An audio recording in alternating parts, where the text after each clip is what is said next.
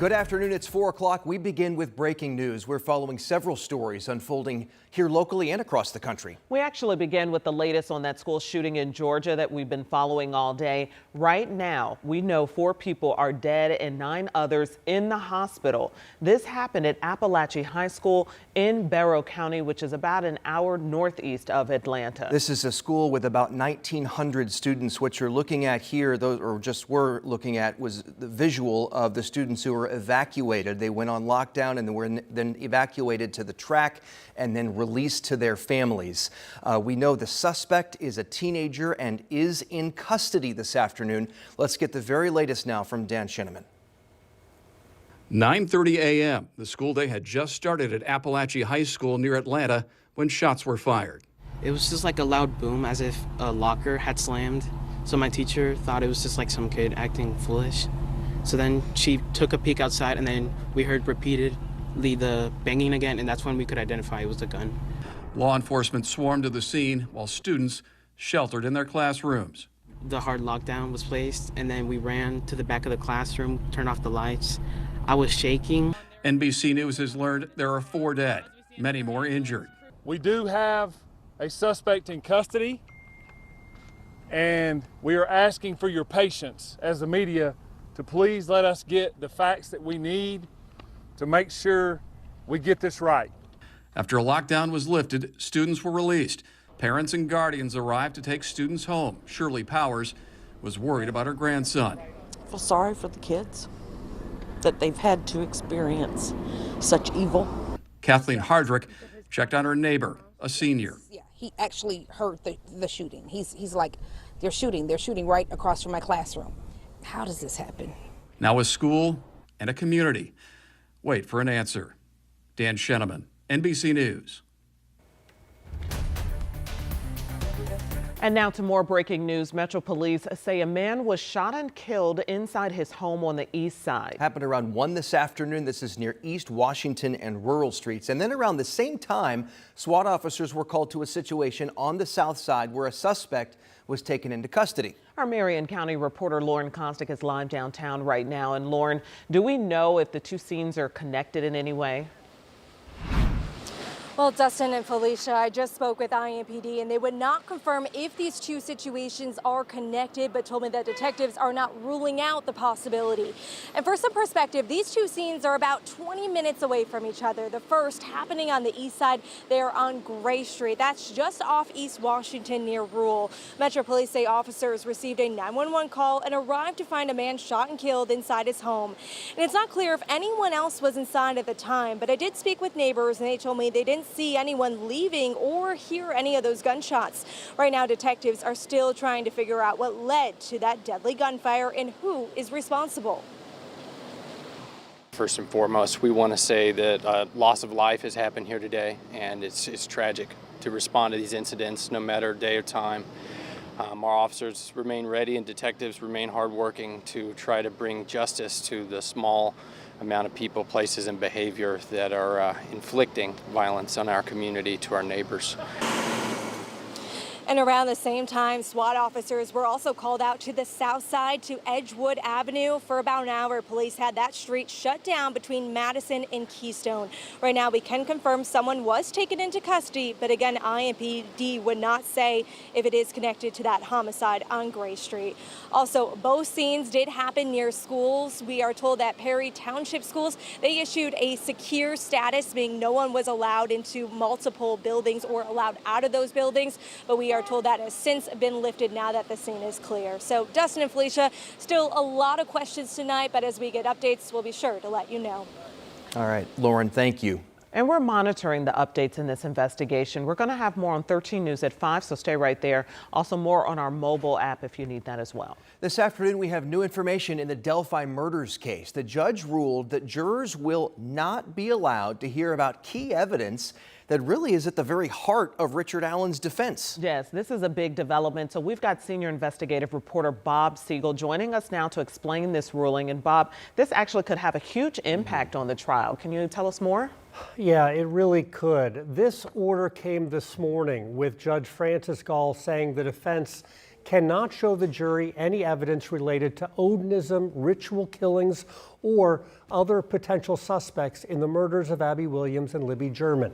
Now, Richard Allen is accused of killing the Delphi teenagers back in 2017, and his attorneys insist investigators arrested the wrong man, ignoring evidence that the girls were killed not by Allen, but instead as part of a ritual sacrifice by people who believe in a pagan religion called Odinism. The Carroll County prosecutor does not want the jury to hear about any of that, and today the judge granted the prosecutor's request to suppress that information from a jury. The judge said the defense team failed to show a clear link between Odinism, the alternate suspects, and the murders, and she ruled the court will not permit the evidence submitted by the defense, as the value of such evidence is greatly outweighed by confusion of the issues and its potential to mislead the jury. We are joined right now by attorney Brad Banks. Brad, you've been on both sides of a murder trial, both as a deputy prosecutor and as a defense attorney. Help explain, what impact does this decision in the case, what does it mean for the case? Well, it's devastating for the defense side. I mean, they've been planning this entire time for this defense. They've been setting up their depositions, their entire strategy. You know, and as an attorney, whether you're on the defense or the prosecution, you create a theory of your case. And the defense's theory of this case has always been that somebody else did this. And they had a number of suspects that the police investigated, and they've developed a theory as to what happened. It's an alternative to what the state says happened. And today the judge basically said, you don't get to tell the jury about that. As we've seen this case go on, Judge Gall has essentially ruled against the defense and against Richard Allen on nearly every issue that has been raised. First, on the issue of ballistics material that was allegedly found at the crime scene, then Allen's alleged confessions, and now limiting what evidence the defense team can introduce. Some viewers are looking at this pattern and wondering, what does a judge actually look at when determining how to rule on these issues and make these orders? Sure. I mean, they have to look at all the totality of the circumstances. Then they look at the case law and say, what does the case law say you should do? In this particular situation, this was in response to what's called a motion in limine, where the prosecutor is asking the judge to keep specific evidence out and rule that there was no value to it, or the value is so low that it shouldn't come into evidence. In my experience, this is a very rare or unusual circumstance to say, all right, defense, you can't present your case. It's not unusual for them to limit things this particular witness may say that would be prejudicial or not be based in some sort of supporting facts. And I do want to ask you, based on these rulings, should someone look at that and come away thinking that the judge is being unfair, or is that not the case here? I mean, that's what our Court of Appeals are for, right? If there's something that's being done where somebody's not being treated fairly, they're supposed to step in and take care of that. The attorneys do have an avenue here. They could ask for what's called an interlocutory appeal and ask the Court of Appeals to hear those issues before they go to trial. And that's an option they have to pursue at this point. Brad, thank you so much for joining us. Now, we still expect Odinism to be discussed at the trial. Coming up at 5, I'm going to tell you why that is and the impact that could have. Again, that's coming up on 13 News at 5. All right, Bob, and thank you both. This, of course, if you've been following this case, you know this is the latest in a long series of developments since the murders of Abby Williams and Libby German back in 2017. You can find all of our coverage on the investigation and the upcoming trial right now on WTHR.com. All right, well, as expected, a warmer day here in central Indiana. Temperatures at this hour with the sunshine peaking in the middle, even a few upper 80s for today. The muggy meter, not much of an issue today. It will get a little more humid in the next couple of days. If you're coming downtown for the Fever game as they kick off this homestand, mid 80s. With some sunshine. We have much to discuss in the 7-day. We'll get to that. Let's get you caught up, though, on the roadways here this afternoon with Matt Standridge. Hey, Sean, we got back up on the west side of the city. Right now, there's a stalled vehicle there just as you're headed from 465 south where you meet I-70. I want to show you what that looks like with some of the NDOT cameras, but it's pretty slow all the way back to Brownsburg. These are the lanes. 465 south, you want to hop on I-70, head to the entrance of the airport. That's where we're slow. We have a wide load that's off to the side.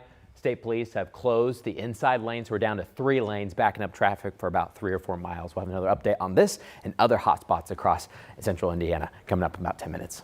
All right, Matt, thank you so much. And it's almost fever time. We are just a few hours away from tip-off at Gainbridge Fieldhouse. That's right. The Indiana Fever going to take on Los Angeles Sparks at 7 o'clock. Fans are already downtown. Rich and I found them. In fact, they are not hard to find, Rich.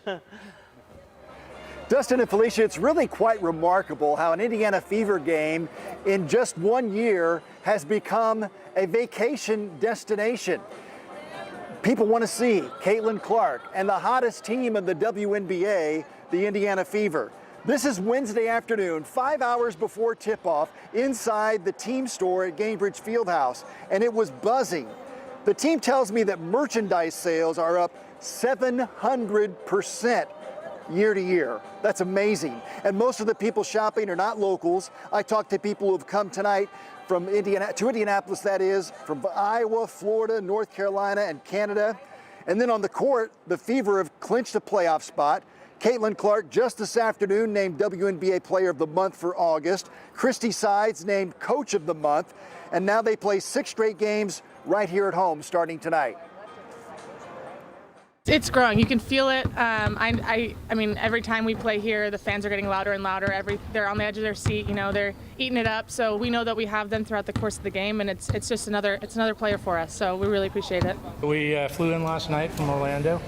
Went to the zoo this morning. That was great. Had a great time there. Going to see the game tonight. Get here early. We'll be here right at the first door open.